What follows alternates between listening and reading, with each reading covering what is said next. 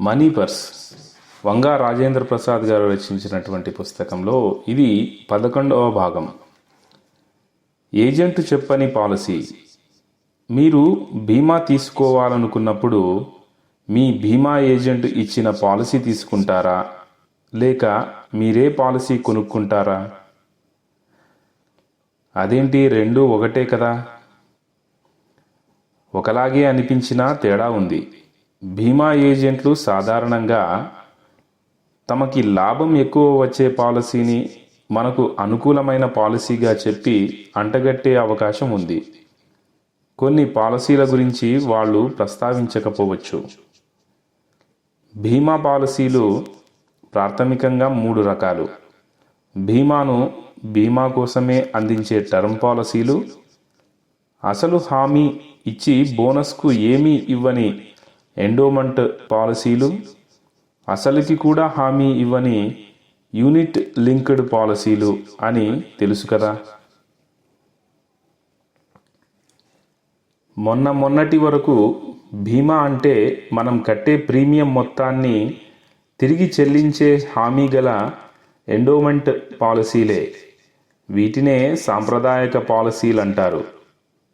వీటిలో వచ్చే బోనస్కు సాధారణంగా హామీ ఉండదు. బీమా కంపెనీ లాభాల్ని బట్టి బోనస్ చెల్లింపులు ఉంటుంది.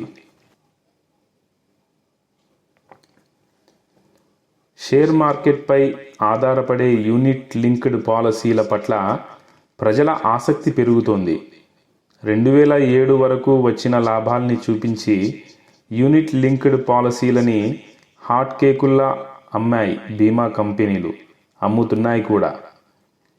పై 2 రకాల పాలసీల్లో చెల్లించాల్సిన ప్రీమియం ఎక్కువగానే ఉంటుంది. అతి తక్కువ ప్రీమియంతో బీమా కవరేజ్ రావాలంటే బీమాగా మాత్రమే పరిగణించే టర్మ్ పాలసీలు ఉత్తమం. మనకేమన్నా అయితేనే అంటే చస్తేనే ఇస్తారనే పాలసీ కాబట్టి టర్మ్ పాలసీల గురించి సాధారణంగా పాలసీ కట్టించేవాడు ఆలోచించరు. కానీ కుటుంబానికి ఆర్థిక రక్షణ కల్పించాలనుకునే ప్రతి ఒక్కరూ తీసుకోవాల్సిన బెస్ట్ పాలసీ టర్మ్ పాలసీయే.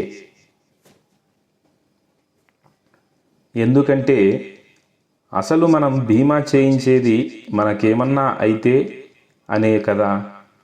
మనకేమన్నా అయితే భారీ మొత్తంలో అంటే మన సంవత్సర ఆదాయానికి కనీసం 10 రెట్లు సొమ్ము మన వాళ్ళకి అందితే తప్ప మనం లేని ఆర్థిక లోటు కొంతవరకైనా తీరదు. మనం ఆశించే బీమా అసలు లక్ష్యం నెరవేరదు. అంత భారీ మొత్తాన్ని బీమా చేయించాలంటే ఎండోమెంట్ పాలసీ కానీ మనీ బ్యాక్ పాలసీ కానీ చేయించాలంటే మన ఆదాయంలో సగభాగం బీమా ప్రీమియానికే చెల్లించాల్సి ఉంటుంది. అంత భారీ ప్రీమియం చెల్లించడం అసాధ్యం. కాబట్టి స్వల్ప ప్రీమియం కట్టే టర్మ్ పాలసీయే ఉత్తమం. 30 ఏళ్ల వ్యక్తి 30 ఏళ్ల టర్మ్కి ఏడాదికి 5,000 రూపాయల ప్రీమియం కడితే 25 లక్షల రూపాయలకి SBI life insurance smart shield term plan లభిస్తుంది. ఇదే మొత్తానికి ఎండోమెంట్ పాలసీ తీసుకోవాలంటే టర్మ్ పాలసీ ప్రీమియం కంటే సుమారు 10-12 రెట్లు ఎక్కువ కట్టాల్సి ఉంటుంది. మనీ బ్యాక్ పాలసీ అయితే సుమారు 15 నుంచి 20 రెట్ల వరకు ఎక్కువ చెల్లించాల్సి ఉంటుంది. మార్కెట్లో ధైర్యాన్ని అమ్మరు కదా. రోజుకు 30 రూపాయలు చొప్పున ఖర్చు పెడితే కుటుంబ ఆర్థిక రక్షణ గురించి కాస్త ధైర్యంగా నిశ్చింతంగా ఉండే అవకాశం టర్మ్ పాలసీ కల్పిస్తున్నప్పుడు దానికోసం ఆ కొద్ది మొత్తం కూడా ఖర్చు చేయలేమా? మనకేమన్నా అయితే మన కుటుంబానికి ఎవ్వరూ ఆసరా ఇవ్వరు. కానీ టర్మ్ పాలసీకి కట్టే కొద్ది మొత్తం ఏదైనా జరగరానిది జరిగితే మన వాళ్ళకి అండగా నిలుస్తుంది. బీమా కవరేజ్ మన సంవత్సర ఆదాయానికి కనీసం 10 రెట్లు ఉండాలి. కట్టే ప్రీమియం మాత్రం సంవత్సర ఆదాయంలో 5% మించకుండా ఉంటే సౌకర్యంగా ఉంటుంది. ఇది టర్మ్ పాలసీతోనే సాధ్యం. ప్రస్తుతం చిన్న వయసులోనే వస్తున్న రోగాలని బట్టి, జరుగుతున్న రోడ్డు ప్రమాదాలను బట్టి మనలో ఎవరికైనా సరే ఎప్పుడైనా ఏమైనా కావచ్చు. టర్మ్ పాలసీలు సాధారణంగా 65-70 ఏళ్ల వయసు వరకు వర్తించేలా లభిస్తాయి. మన దేశంలో ఆయు ప్రమాణం 68 నుండి 70 సంవత్సరాలు. 65-70 ఏళ్ల లోపు ఏమైనా జరిగితే మన డబ్బులు భారీ మొత్తంలో వెనక్కి వచ్చినట్టే. ఈ పాలసీ తీసుకున్న వారికి 70 ఏళ్లకి కూడా పాలసీ ఉపయోగపడకపోతే ఇంకా సంతోషించాలి బ్రతికున్నందుకు. ఆదాయపు పన్ను రాయితీలు మామూలు బీమా పాలసీలలాగే వీటికి వర్తిస్తాయి. కాబట్టి మనం కట్టే ప్రీమియంకి ఆదాయపు పన్ను రాయితీ లభిస్తుంది. ఆ పన్ను ఆదా సొమ్ము మనకు మిగిలినట్లే. మనం కట్టే వాహన బీమా టర్మ్ పాలసీయే. మనం ప్రీమియం కడుతున్నా ఒక్కసారి కూడా బీమా క్లెయిమ్ తీసుకోకపోతే మనమేమి బాధపడం. వాహనానికి ఏమీ కాలేదని సంతోషిస్తాం. జీవిత బీమాను కూడా సరిగ్గా అర్థం చేసుకుంటే టర్మ్ పాలసీ ప్రీమియం కూడా తప్పనిసరి ఖర్చులలో ఒకటిగా భావిస్తాం. మనం చేసే పొదుపు, కట్టే ఇల్లు, పెట్టిన పెట్టుబడి అన్నీ ఉపయోగపడాలని చేస్తాం. కానీ బీమా మాత్రం ఉపయోగపడకూడదని ఆశిస్తూ చేస్తాం. బీమా పాలసీల్లో అతి తక్కువగా వృధా అయ్యేది టర్మ్ పాలసీల్లోనే. వృధా అయితే కానివ్వండి. 1000 మంది తలా ₹10 జమ చేస్తే 10,000 రూపాయలు పోగు అవుతాయి. వారిలో ఒకరు పోతే ఆ 10,000 రూపాయలు ఆ ఒక్కరి కుటుంబానికి వస్తాయి. బీమా మౌలికాంశం ఇదే. ప్రతి ఒక్కరూ ఆ 999 మందిలో ఒకరం కావాలనే కోరుకుంటారు.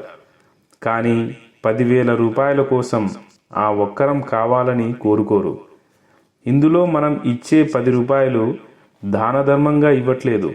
మన కర్మ కాలితే ఇతరులు మనకు సహాయం చెయ్యాలనే ఆశతోటే మనం బ్రతికున్నప్పుడు చనిపోయే ఒక్కరికి 10 రూపాయలు బీమా పేరుతో సహాయం చేస్తుంటాం. వ్యక్తిగతంగా 1000 మందిని జమ కట్టలేం. కాబట్టి బీమా కంపెనీ లక్షలాది మంది వద్ద కొద్ది మొత్తాన్ని తీసుకొని ఆపత్ సమయంలో ఆసరాగా నిలుస్తుంది. నా డబ్బులు నాకు తిరిగి రావాలి అనుకునే వారి వద్ద నుండి బీమా కంపెనీ ఎండోమెంట్ పాలసీలో 10 రూపాయల బదులు 100 రూపాయలు వసూలు చేస్తుంది. అందులో 10 రూపాయలు బీమా కోసం కేటాయించి ఓ 10 రూపాయలు ఏజెంటుకి, కంపెనీ ఖర్చులకి వాడుకుని మిగిలిన 80 రూపాయలపై వడ్డీ సంపాదిస్తుంది బీమా కంపెనీ. ఆ వడ్డీలో 90% బోనస్ రూపంలో చెల్లిస్తుంది. ఇక బ్యాంకులో మనం దాచుకున్న డిపాజిట్పై 3 నెలలకు ఒకసారి వడ్డీపై వడ్డీ చక్రవడ్డీ లభిస్తుంది. బ్యాంకులో అప్పుకి ప్రతి నెల వడ్డీపై వడ్డీ పడుతుంది. ఎండోమెంట్ పాలసీ లేదా యూలిప్లలో ఏది మేలు? కొన్నేళ్ల క్రితం బీమా పాలసీల్లో మనీ బ్యాక్ పాలసీలు, పిల్లల పాలసీలకు ఆదరణ ఎక్కువ ఉండేది. తర్వాత యూనిట్ ఆధారిత బీమా పాలసీల హవా నడిచింది. సాంప్రదాయక ఎండోమెంట్ పాలసీలని త్రోసిరాజని యూలిప్లపై చూపిస్తున్న మోజుకి కారణం ఏమిటి? ఈ మోజు సహేతుకమా కాదా చూద్దాం. సాంప్రదాయక ఎండోమెంట్ మనీ బ్యాక్ పాలసీలు. ఇవి మనం కట్టే అసలు సొమ్ముకి హామీ ఉన్న పాలసీలు. వీటిపై బోనస్ బీమా కంపెనీ లాభాల్ని బట్టి ప్రతి సంవత్సరం ప్రకటిస్తారు.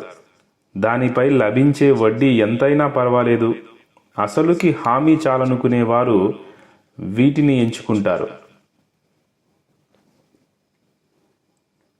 ఇక యూలిప్లు, యూనిట్ లింక్డ్ ఇన్సూరెన్స్ ప్లాన్కి సంక్షిప్త రూపమే యూలిప్. ఇందులో మనం కట్టే ప్రీమియంలో కొద్ది మొత్తాన్ని బీమా ఛార్జీల కింద తగ్గించి మోర్టాలిటీ ఛార్జెస్ అంటారు.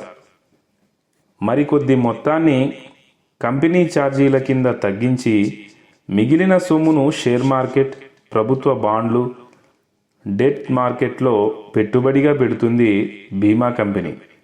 ఆ పెట్టుబడిపై లాభాలు వచ్చినా నష్టాలు వచ్చినా పాలసీదారునికే లభిస్తాయి.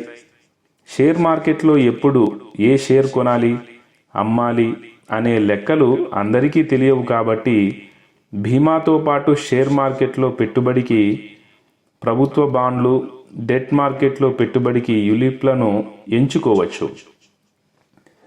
వీటిలో పెట్టుబడికి ₹1,50,000 వరకు ATC ఆదాయపు పన్ను రాయితీ వర్తిస్తుంది. గడువు తర్వాత చేతికి అందే రాబడిపై పన్ను లేదు. కట్టే ప్రీమియంకి 10 రెట్లు బీమా ఉంటేనే పన్ను రాయితీలు వర్తిస్తాయి. మనీ పర్స్ పుస్తకంలో 11వ భాగం సమాప్తం.